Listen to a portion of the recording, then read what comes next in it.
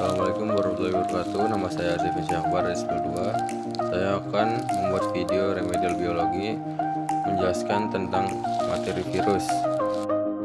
Awal-awal kita mulai dari sejarah virus. Apa itu sejarah virus?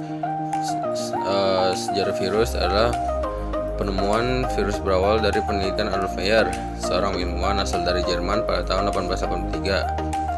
Meyer menemukan bintik-bintik kekuningan di daun tembakau dan kemudian disebut mozaik. Yang kedua, ada karakteristik virus. Nama dari virus berasal dari bahasa Latin yaitu virion yang berarti racun.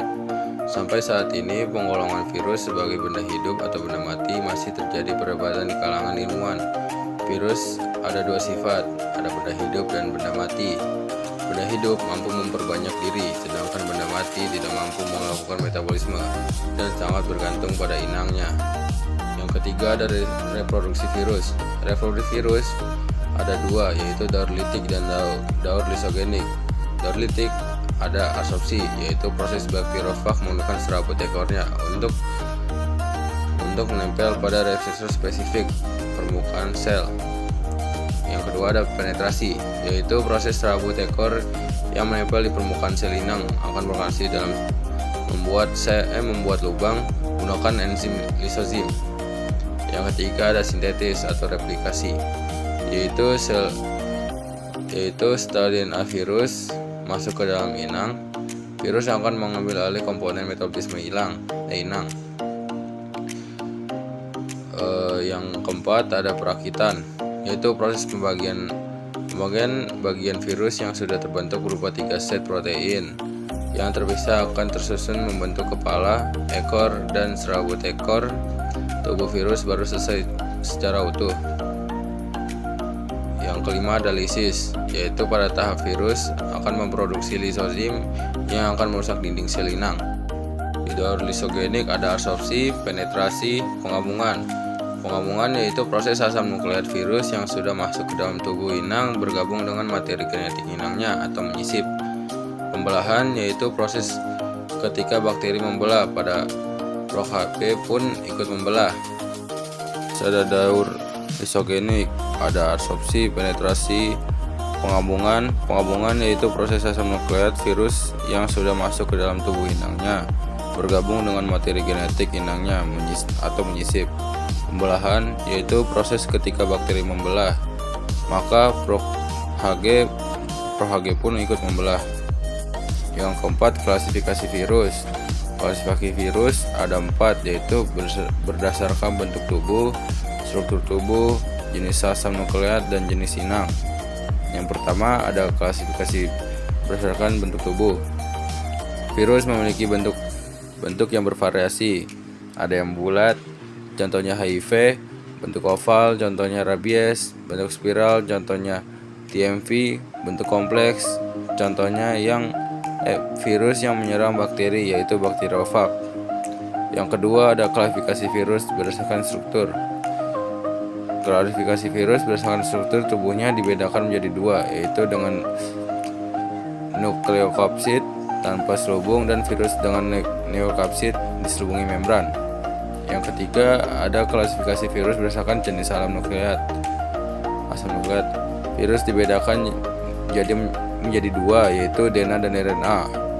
DNA adalah virus yang asam nukleatnya berupa DNA, baik itu DNA untai tunggal atau DNA untai ganda. Contohnya adalah virus herpes, bakteriofag, cacar, dan HIV.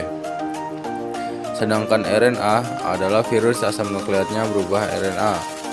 Asam nukleat jenis ini biasanya beruntai tunggal, namun ada juga RNA beruntai ganda. Yang keempat, ada klasifikasi virus berdasarkan jenis inangnya. Virus tidak hanya dapat menginfeksi manusia, tetapi juga dapat menyerang hewan, bakteri, dan bakteri. Contohnya adalah virus 1. Virus bakteri, contohnya itu bakteriofag.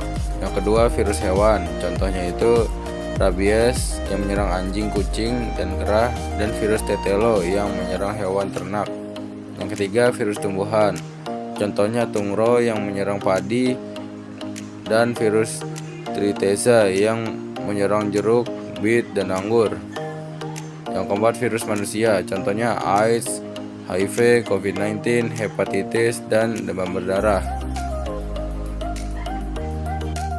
Sekarang saya akan menjelaskan salah satu virus yang saya pilih, yaitu COVID-19.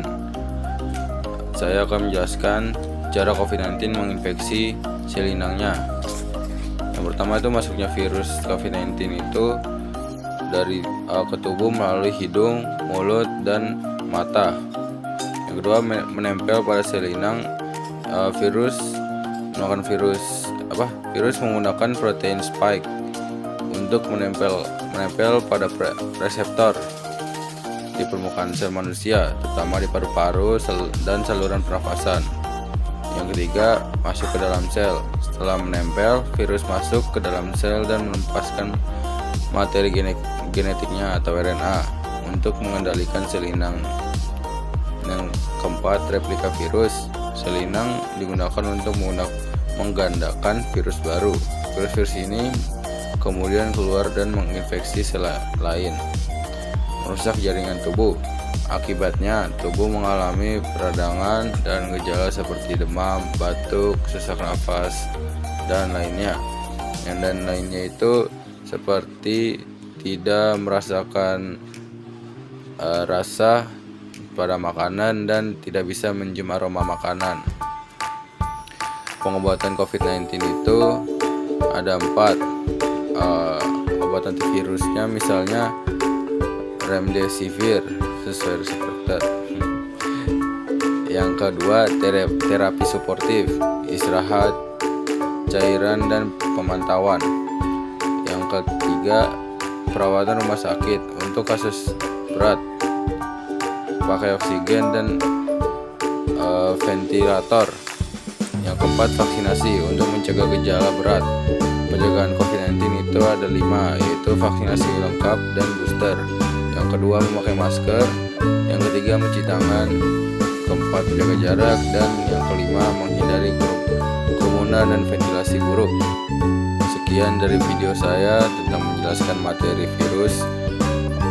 Selebihnya mohon maaf. Wassalamualaikum warahmatullahi wabarakatuh.